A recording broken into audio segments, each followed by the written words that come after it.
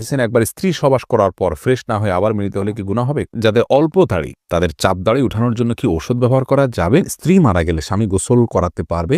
আর কি কি করণীয় আছে স্বামীর জন্য? নারীরা উচ্চ আওয়াজে কোরআন তেলাওয়াত করতে পারবেন কি না? টাক মাথায় চুল লাগানো যাবে কিনা? আমি টয়লেটে থাকা অবস্থায় যদি আজান শুরু হয় তখন কি আজান উত্তর দিতে পারি? খাওয়ার সময় ছেলেদের গোপে পানি বা খাবার লাগলে তাকে হারাম হবে? দাঁত আঁকা বাঁকা সোজা করা যাবে কিনা? যদি শ্বশুর শাশুড়ির সাথে বনিবনা না হয় তাহলে আলাদা থাকলে কি গুনাহ হবে? মহিলারা যদি অজু করা অবস্থায় কোনো পুরুষ দেখে ফেলে তাহলে কি অজু থাকবে? মাঝে মাঝে প্রস্রাবের পর পিচ্ছিল তরল জাতীয় কিছু গেলে কি শরীর বা কাপড় নাপাক হবে? হাতে তালি দেওয়া কি জায়েজ আছে? অনেকে বলে হারাম। এটা ইসলামের বিধান কি? বাজনা ছাড়া নুপুর পরা যাবে কিনা? কন্যা সন্তানকে কত বছর বয়স পর্যন্ত মায়ের বুকের দুধ পান করানো জায়েজ আছে? মেয়েদের কি পশু পাখি জবাই করা জায়েজ আছে? চলি আমরা প্রশ্ন উত্তর দেওয়ার পর্বে। এমনি বাপ্পি জানতে চেয়েছেন, আমি টয়লেটে থাকা অবস্থায় যদি আজান শুরু হয় তখন কি আজান উত্তর দিতে পারি? না ভাই, আপনি অপেক্ষা করবেন, বের হয়ে আজান উত্তর দিয়ে দিবেন। মাহফুজ মুন্না আপনি জানতে চেয়েছেন, খাওয়ার সময় ছেলেদের গোপে পানি বা খাবার লাগলে তাকে হারাম হবে?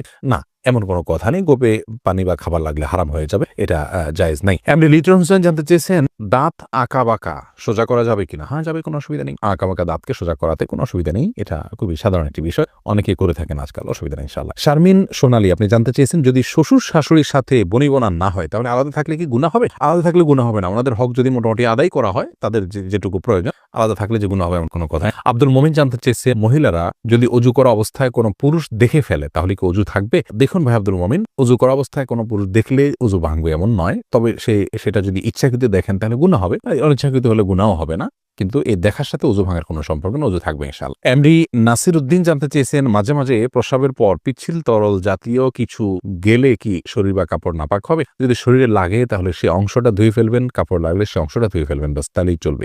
নাপাক হবে যেটুকু লাগবে সেটুকু জায়গা। এম এস আল মাহমুদ জানতে চেয়েছেন, কন্যা সন্তানকে কত বছর বয়স পর্যন্ত মায়ের বুকের দুধ পান করানো যায়? কন্যা এবং ছেলে সন্তান সবার জন্য একই বিধান, 2 বছর পান করাবেন। ইমাম আবু হানিফার মতে তার বেশি পান করানো জায়েজ নাই, অন্যান্য ইমামদের অনেকের মতে জায়েজ আছে, যেহেতু কোনো নিষেধাজ্ঞা নেই। যেহেতু আল্লাহ কোরআন কারীমে হাওলাইনে কামেলাইনি বলেছেন, লিমান ওই আরাদা আন ইউতিম্মা রাদাআহ, যে ব্যক্তি দুধ পান করার সময় পূর্ণাঙ্গতায় পৌঁছাতে পান তিনি 2 বছর করাবেন। আল্লাহ তাআলা পরিষ্কার বলেছেন, এজন্য 2 বছর করানো জায়েজ আছে। আর সায়েন্টিফিক্যালি বিষয়টা প্রমাণিত যে পরে আর মায়ের বুকের দুধে কোনো উপকারিতা বাচ্চার জন্য থাকে না, এজন্য 2 বছর পান করাবেন, ছেলে হোক মেয়ে হোক, যে মানে উভয় ক্ষেত্রে। খালেদা আক্তার জানতে চান, মেয়েরা পর্দা না করলে মা বাবার কবরে কি আযাব হবে? মা বাবার যদি সেখানে কোনো দায় থাকে, ত্রুটি থাকে, তাহলে সেক্ষেত্রে তাদের আযাব হতে পারে, কিন্তু মা বাবা যদি তাদেরকে সঠিক পথের দিশা দিয়ে থাকেন, বুঝিয়ে থাকেন, দায়িত্ব পালন করে থাকেন, তাহলে সেক্ষেত্রে তাদের দায়ভার তারা শুধু সন্তানরাই বহন করবে, মা বাবার উপর কোনো কিছু দায়ভার চাপানো হবে না। আল্লাহ বলেছেন, লা তাযরু ওয়াজরাতুন উযরা উখরা, কারোর দায়ভার অন্য কেউ বহন করবে না। লাইসা লিল ইনসানি ইল্লা মা সাআ, প্রত্যেকে যা করবে তারই তিনি দায় নিবেন। তামান্না ইসলাম সেতু আপনি জানতে চেয়েছেন, মেয়েদের কি পশু পাখি জবাই করা জায়েজ আছে? বোন, অবশ্যই জায়েজ আছে। মুরগি, হাঁস, এই জাতীয় পশু পাখি, গরু, এগুলো জবাই করার ক্ষেত্রে অনেক উদাহরণ আমাদের সমাজে আছে। যেমন ভাই বোন দুজন মিলে একসাথে গরু জবাই করতে পারবেন না শেয়ারে। তারপরে আপনার মেয়েরা গরু বা ছাগল বা কোনো পশু জবাই করতে পারবেন না। গোসল ফরজ অবস্থায় গরু ছাগল জবাই করা যাবে না। স্বামী স্ত্রী একজন ধরবেন, একজন জবাই করবেন, এভাবে করা যাবে না। এরকম নানাবিধ কথা আমাদের সমাজে প্রচলিত আছে, এগুলো সবগুলো ভ্রান্ত ধারণা।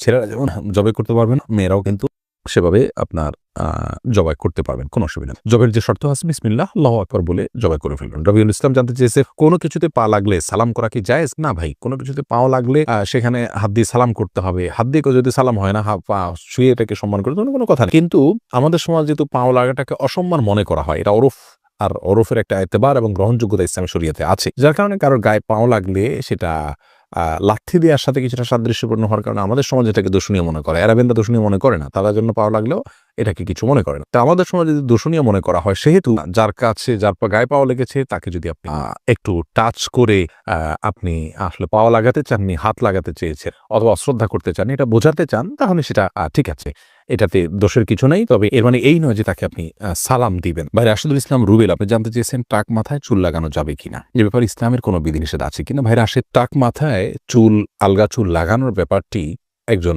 স্বাভাবিক অবস্থায় একজন মানুষের জন্য জায়েজ নাই, কারণ আল্লাহ রাব্বুল আলামিন বলেছেন, লা তাবদীলা লিখালকিল্লাহ, আল্লাহর সৃষ্টিতে কোনো প্রকার পরিবর্তন করা চলে না। এখন কারো চুল পড়ে গেছে, তিনি আলগা চুল লাগিয়েছেন, এটা এক ধরনের প্রতারণার মতো। যেমনি ভাবে চুল সাদা হয়ে গেলে সেটাকে কালো করার যে একটা প্রয়াস, প্রবণতা, নিজের বয়স লুকানোর চেষ্টা, অথবা বয়স ছাড়াও অনেক সময় সাদা হয়ে থাকে, তো এই যে নিজের অবস্থার পরিবর্তন করার চেষ্টা, এই জিনিসটাকে ইসলাম ভালোভাবে দেখে না। অতএব এটাকে স্বাভাবিকভাবে রেখে দেওয়াটাই উচিত, এবং এখানে কোনো প্রকার লুকোচুরি করা এটা অনুচিত এবং অসুন্দর। এমডি আব্দুল্লাহ জানতে চেয়েছেন, নারীরা উচ্চ আওয়াজে কোরআন তেলাওয়াত করতে পারবেন কি না? ভাই আব্দুল্লাহ, নারীরা উচ্চ আওয়াজে কোরআন তেলাওয়াত করতে পারবেন, তবে সেটি পরপুরুষের কণ্ঠ পর্যন্ত কান পর্যন্ত যেন না পৌঁছে সে ব্যাপারে চেষ্টা করতে হবে।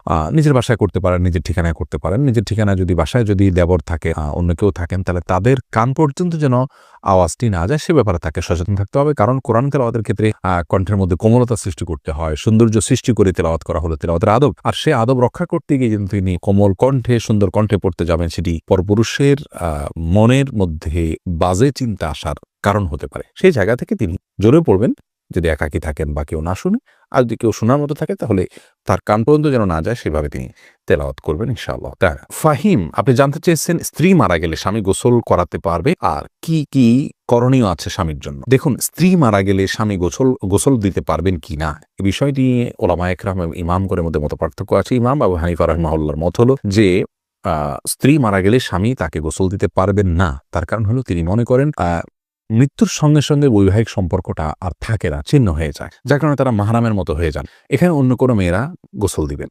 যদিও অন্য ইমামদের অনেকেরই মত হলো যে না, বৈবাহিক সম্পর্ক মৃত্যুর মাধ্যমে ভেঙে যায় না, বরং বৈবাহিক সম্পর্ক তালাক না দিলে সেটি কিয়ামত পর্যন্ত বরং চিরকালের জন্য, অনন্তসীমকালের জন্য এই সম্পর্কটা হয়ে যায়। যার কারণে তাদের দৃষ্টিকোণ হলো যে স্বামী তার স্ত্রীকে গোসল দিতে পারবেন, স্ত্রী তার স্বামীকে গোসল দিতে পারবেন। তো এক্ষেত্রে যদি ভিন্ন কোনো ভালো মহিলা থাকেন যিনি গোসল দিতে পারেন সেটা ভালো, এবং এক্ষেত্রে কোনো অসুবিধা নেই। জোনায়েদ, আপনি জানতে চেয়েছেন যাদের অল্প দাড়ি তাদের চাপ দাড়ি উঠানোর জন্য কি ঔষধ ব্যবহার করা যাবে? ভাই সাইদ জোনায়েদ, ঔষধ ব্যবহার করে দাড়ি উঠানো এটা যদি স্বাস্থ্যের জন্য ক্ষতিকর হয়, ক্ষতিকর হওয়ার কথা স্বাভাবিকভাবে। যদি ক্ষতিকর হয় তাহলে কিন্তু এটা করা জায়েজ নাই। আল্লাহ রাব্বুল আলামিন বলেছেন, ওয়ালা তালকু বিআইদিকুম ইলা তাহলুকা, তোমরা নিজেদেরকে ধ্বংসের দিকে, ক্ষতির দিকে ঠেলে দিও না। অতএব এমন কোনো ঔষধ ব্যবহার করা যাবে না যে ঔষধ ব্যবহার করলে আমাদের ক্ষতি হতে পারে। আর যদি কোনো প্রকার ক্ষতি না হয় তাহলে সেক্ষেত্রে দাড়ি গজানোর জন্য তিনি যদি কোনো মেডিসিন ইউজ করেন, করতে পারেন, কোনো অসুবিধা নেই। তবে মনে রাখা উচিত আল্লাহ রাব্বুল আলামিন তাকে যেভাবে সৃষ্টি করেছেন